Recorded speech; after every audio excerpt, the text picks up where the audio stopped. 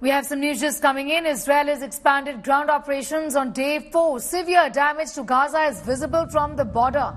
On camera, scenes of destruction in Gaza. Tanks and ground troops force their way in. Israel is pledging to finish off Hamas. Shiv Arora is in fact joining us live, straight in fact from the Gaza border.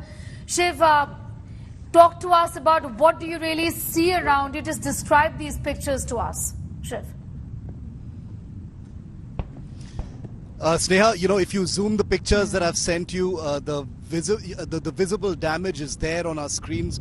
You can see that the northern end of Gaza, where most of the air operations and ground operations have been concentrated so far, is just one entire rubblescape. There's nothing but debris and broken buildings, as pretty much as far as the eye can see across that entire northern flank, which was only to be expected because in the 4 days that we've been reporting from this particular spot, from where Gaza is visible behind me, all you can really see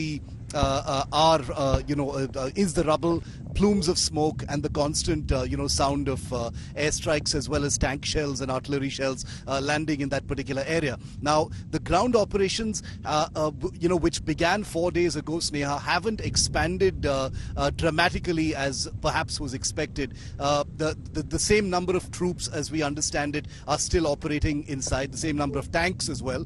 There is no indication yet about whether the numbers will actually increase, even though there are many lines of tanks and infantry that are waiting to go in because there is a siege, all around Gaza, especially from the northern end. I hope you can hear that.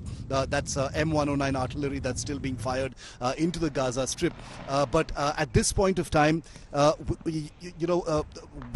we track what's happening as far as the IDF is concerned, remember the hostage crisis continues. Yesterday, a bigger on the hostage crisis after the rescue of an IDF corporal, a young IDF lady corporal who was rescued from northern Gaza, the circumstances of which will only be revealed at about 2 p.m. today when the IDF speaks to the press. But the claims of many Hamas leaders, including battalion commanders, those who were in charge of the aviation wing and drone being eliminated in airstrikes, is something that is coming in practically every day. Every single day there's an update from the IDF about at least 3 or 4 names from the Hamas hierarchy who are eliminated in airstrikes that are assisted. There's targeting assistance being provided by the Israeli special forces on the ground, who are also, remember, part of search and rescue for those hostages. So that's where things stand right now.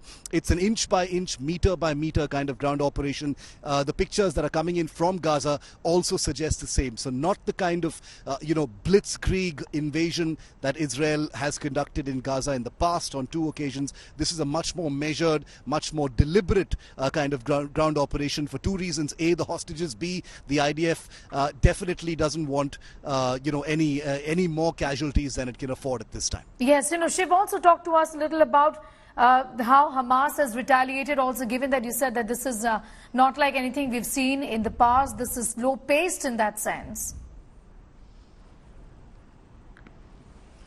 That is correct.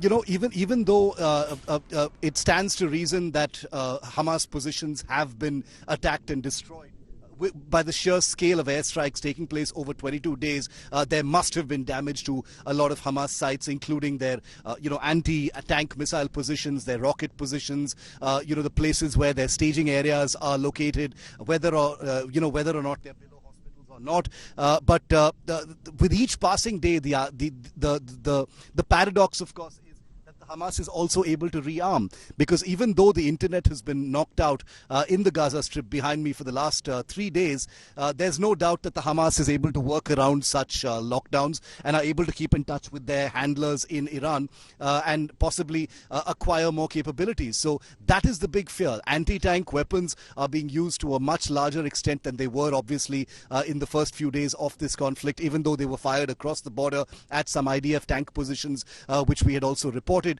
But with each passing day, there is a recognition that while the strength of the Hamas is undoubtedly being depleted after being hammered, relentlessly by the IDF, both from the air and from the ground, each passing day also gives the Hamas an opportunity, to play for time, to regroup, to rearm.